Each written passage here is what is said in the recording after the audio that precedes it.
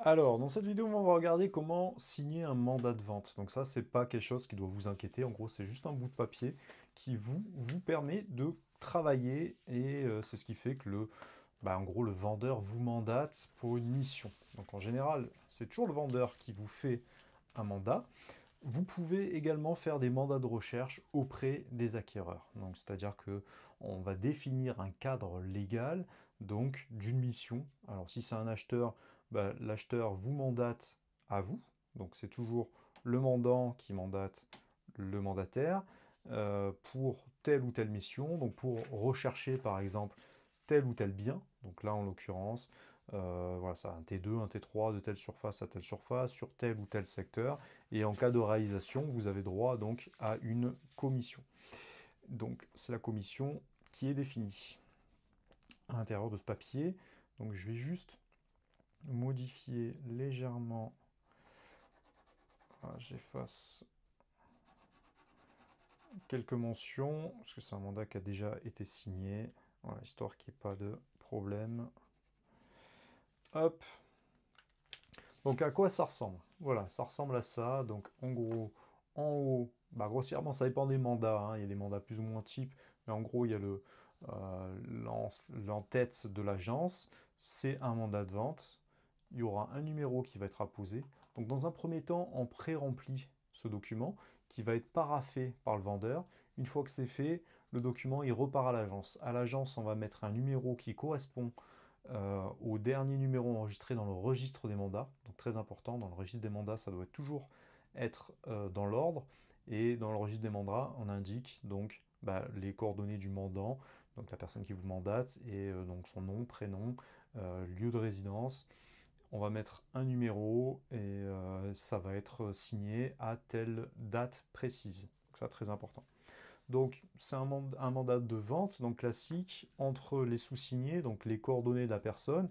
Donc là en l'occurrence il s'agissait d'une société, donc si c'est une société, telle société, donc ici c'est une société, une SCI, Société Civile Immobilière, avec tel capital, ayant son siège social à tel endroit, identifié sous un numéro sirène, enregistré auprès du numéro RSAC, donc Registre des commerces et des sociétés à Marseille, représenté par telle personne.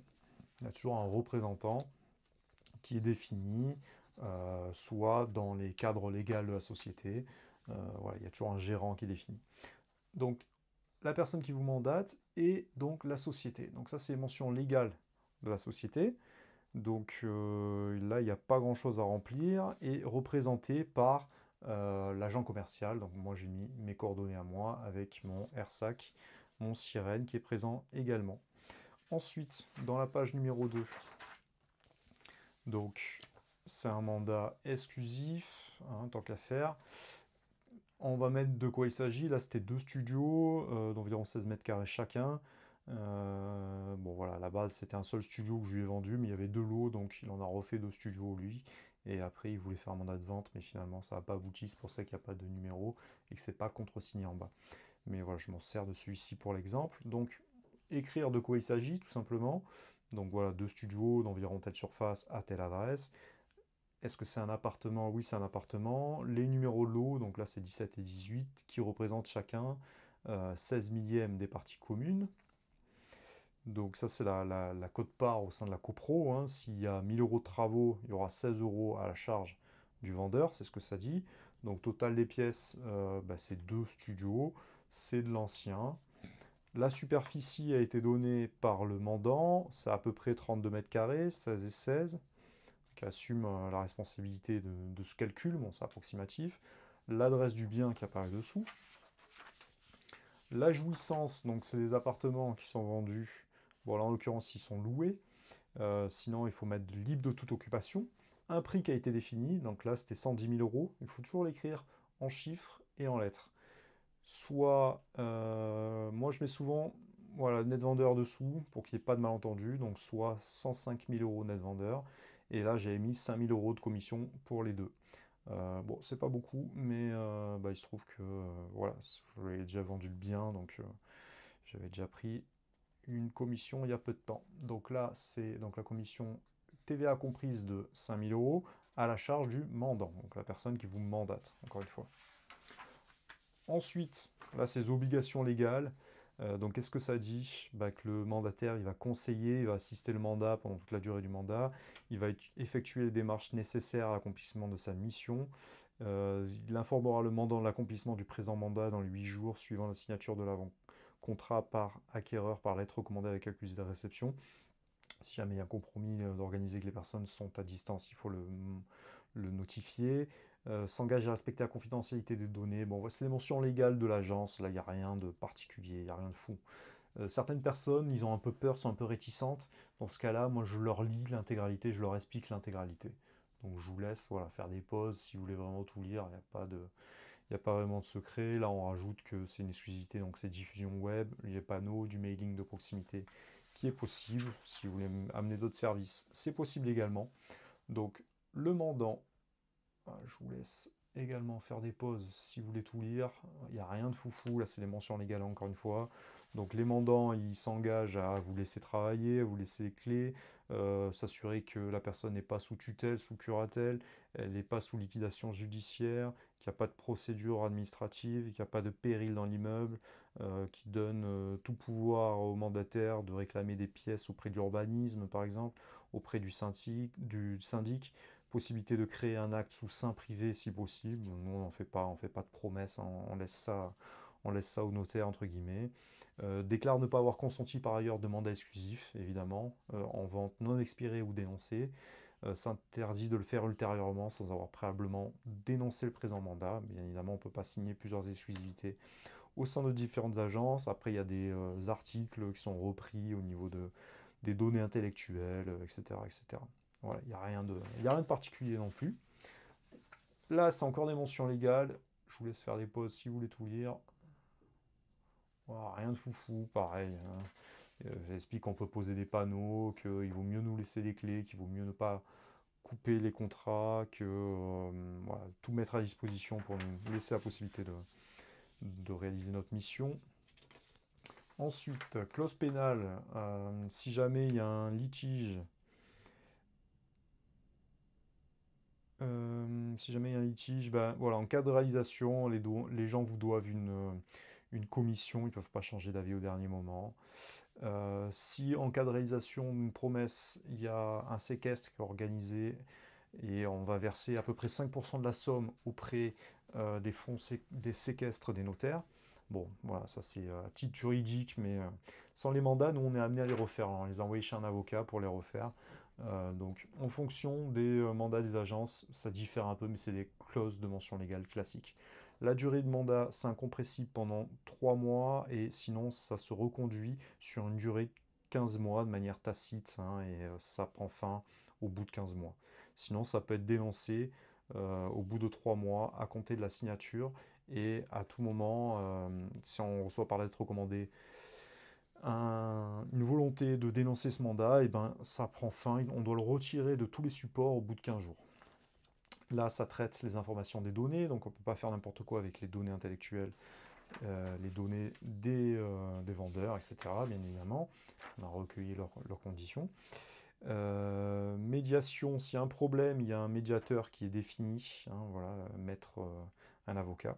Et à la fin, il faut faire signer, lu et approuver bon pour mandat exclusif. Donc là, c'est le mandant, la personne qui vous mandate, donc le vendeur qui va signer, hein, avec la date ici, et le mandataire, une fois que ça revient à l'agence, donc la personne va paraffer chacune des pages, hein. Toutes les pages vont être paraffées, et à la fin, il faut signer avec la mention lu et approuvé, bon pour mandat exclusif. Tous les vendeurs doivent signer, hein, très important. Si c'est une succession, tous les héritiers, tous les successeurs doivent signer ce document. Ensuite, ça repart à l'agence. Comme je vous l'avais expliqué, on va mettre un numéro de mandat sur chacune des pages en fonction du numéro sur le registre des mandats. Et l'agent IMO, c'est-à-dire le responsable de l'agence, va signer sa partie, lui approuver mandat accepté au niveau de la case du mandataire. Ça, c'est très important. On a également une feuille qui correspond au droit de rétractation. Ça, je vous laisse le regarder. C'est un formulaire de rétractation. Il faut toujours le donner avec le mandat, sinon ça rend le mandat caduc. Si les personnes souhaitent se rétracter dans les 15 jours, ils ont juste à envoyer ce petit document rempli, ici. Et ça vous oblige, normalement il faut faire recopier la mention de manière manuscrite au vendeur. C'est mieux. Et ça vous donne la faculté de commencer à travailler avant les 15 jours euh, du délai légal de la loi de consommation qui donne la faculté à n'importe quelle personne qui signe un contrat de se rétracter au bout de 15 jours. Normalement, il faudra attendre ces 15 jours, mais le fait de faire recopier ce petit texte, ça donne la possibilité à l'agence de travailler directement sans devoir attendre ce délai, bien évidemment. Et il y a une protection sur les données personnelles. Donc voilà, ça c'est très important. Voilà comment ça fonctionne au niveau d'un mandat. Vous voyez, c'est rien de sorcier, il faut juste remplir en gros le vendeur. Donc si c'est pas une société, c'est nom, prénom, date de naissance, lieu de naissance, profession, résident à telle adresse. Ensuite, les mentions légales de l'agence, rien de nouveau. Ça reste fixe. Qu'est-ce qu'on vend? Un T3, un T4, une maison, tel jardin, telle superficie de terrain, à telle adresse? Est-ce que c'est un appartement, etc.? Les lots et les tantièmes à répercuter. Grosso modo, c'est un T4, un T3, un T5. Est-ce que c'est de l'ancien? Est-ce que c'est du récent? Voilà, ça vous le définir. L'adresse du bien, le prix et savoir si le bien est vendu libre ou avec un locataire. On vend à quel prix net vendeur, quelle est la commission. Ensuite, mention légale de diffusion, voilà, qu'est-ce que nous on fait, qu'est-ce que eux doivent faire, qu'est-ce que eux doivent faire également, les conditions reprises dans la promesse, le compromis de vente, un avant-propos sur la future promesse. Nous on n'est pas mandaté, mais on pourrait faire des sous-seins privés si on souhaitait faire des compromis en agence, une médiation en cas de problème, une signature à la fin et une possibilité de se rétracter. Donc voilà, c'est pas sorcier tout ça. Vous allez en signer et en faire signer des milliers dans votre carrière, même je vous souhaite des millions. Et faites en sorte d'avoir toujours des exclusivités, ça vous laisse une chance sur deux de pouvoir vendre. Et ça c'est bien, c'est cool. Voilà, donc rien de sorcier, vous pouvez vous entraîner. J'en ai des qui sont libres, hein, donc tout simplement. Voilà, nous on a écrit vraiment l'état civil, nom, prénom, lieu de naissance, nationalité aussi. Ah pardon, régime matrimonial, si les gens sont mariés, sont pacsés, sous quel régime, etc. L'adresse, désignation de la personne morale, s'il y en a une, dénomination, registre du commerce, capital, adresse, représentant légal, si c'est une société. Voilà, tout simplement.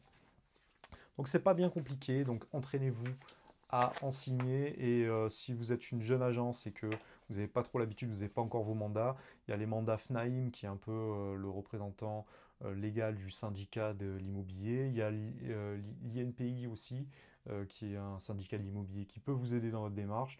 Et sinon, vous en prenez des modèles hein, qui existent déjà sur Internet et vous avez juste à mettre les mentions légales un petit peu à votre sauce. Et dans un premier temps, ça ira très bien. Et ensuite, vous pouvez toujours aller chez un avocat spécialisé dans l'immobilier pour l'ajuster un petit peu plus à votre sauce à vous, si vous constatez que y a moyen de mettre quelques mentions légales qui vous protègent un peu davantage, ou si, voilà, si vous le souhaitez tout simplement. Donc voilà, je vous souhaite de bonnes rédactions de mandat et je vous dis à bientôt pour la prochaine vidéo.